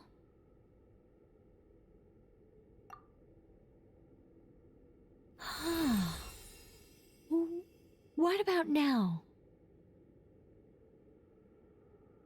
You guys, it's not a competition, you know. All right, I'm officially impressed. Even as a descender, you can withstand far more than I imagined.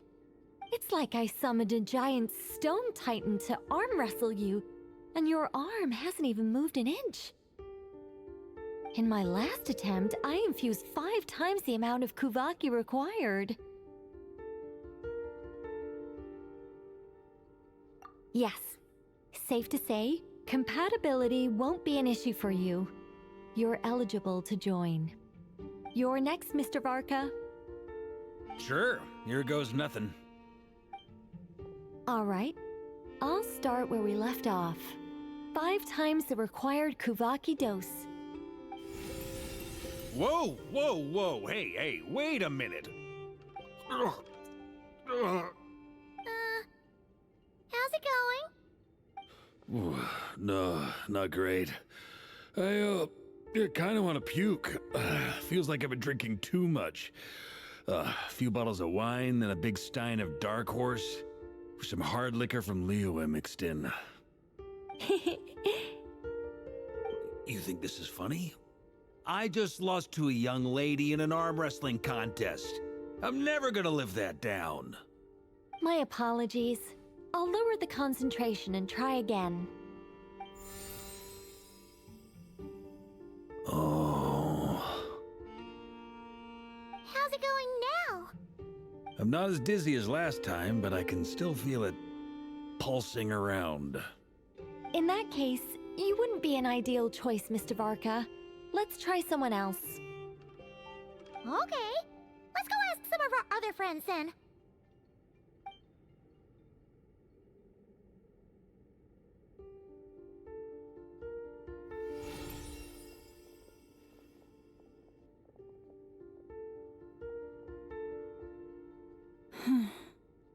No surprises here, Miss Moonchanter. You're perfectly compatible. You...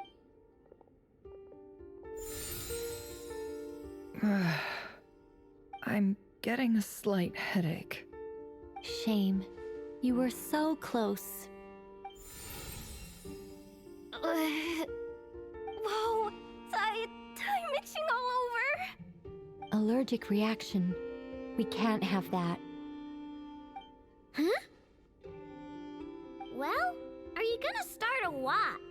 The Hexenzirkel is an organization that cares for and protects children. We will not have them do dangerous things. Not even tests.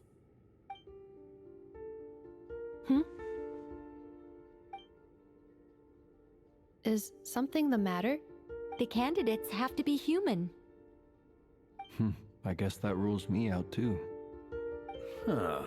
Everyone except the Moonchanter got beaten. Guess I don't need to feel so bad after all. I mean, looks like this isn't gonna be as easy as we thought. Perhaps I could ask for volunteers among the Frost Moon Scions. I'll see about talking to some trusted Lightkeeper colleagues. Itlua springs to mind. In fact, I think we had some former Frost Moon Scions join our ranks recently. Can you give me the scientific explanation for how the test works? I can probably make some kind of test bot. Then we can just zip through Nasha Town, going up to people and pressing a button to check their status. Wouldn't that be way easier? No. Wow! No elaboration for once. How about I contact the Knights of Favonia's garrison in the Wave Chaser plane? Shame that Lohan's already left. That guy's even tougher than I am. Strange. The moon goddess is clearly revered by many people. So why is she on the brink of disappearing? She mentioned that the world has rejected her from the very beginning. And when we fought the Reikir of Salnari, it seemed like she exhausted her power for our sake. Also, I'm not sure revered is the right word for how people feel about her. Gratitude, certainly. For my part, anyway. It's basic reciprocity. She helped us, so she deserves our help in return. Yeah. Even though she looked like she didn't care, she still saved a ton of people, including me. A review of the relevant data leads me to conclude that Miss Columbina is a good person. Yep, you bet! They really think so? I'm super surprised that Columbina isn't her actual name, though. I think it really suits her. It's light and graceful and... yeah, just a really pretty name. I know, right? Unfortunately, that's not our decision to make. Columbina. That was the code name the Fatui gave me. But it also came up in the song I heard when I was born. But... is that really all there is to it? What do I truly think of my own name? Is there anyone left who will still call me by that name?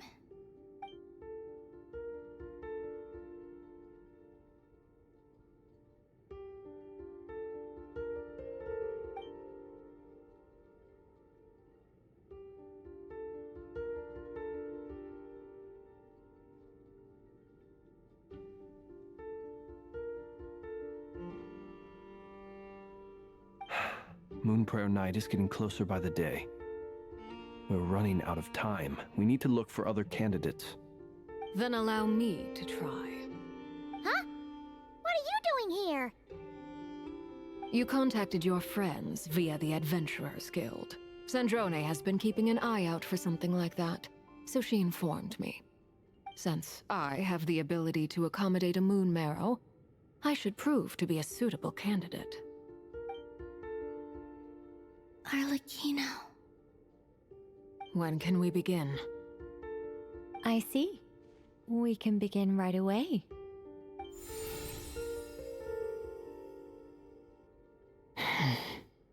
How was it? Did you feel any discomfort? Not at all.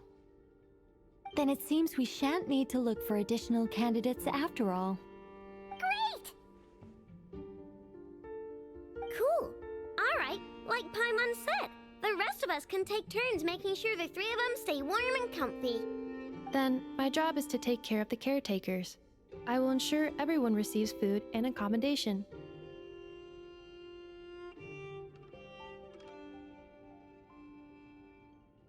I'm ready as well.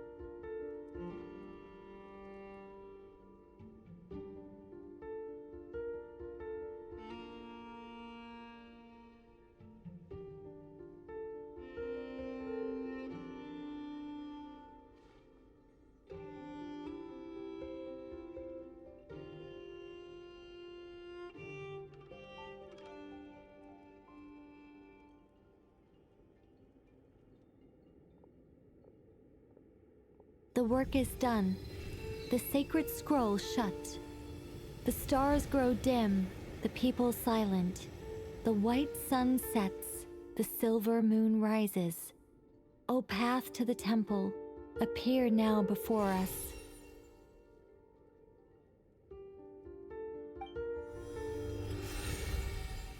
Wow! It really opened! So that's what all this is about. They've been trying to open this gate. Come, let us enter.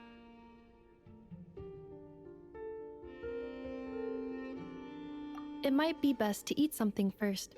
Take care to chew properly and swallow slowly. It will give your body time to readjust to the digestion process. They will head in soon. They will need to enter this gate.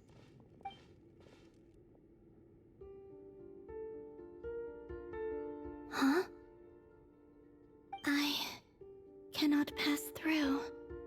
Is it because I have no physical body? It has been 3 days. My strength has all but completely faded. Can I really hold on until Moon Prayer Night?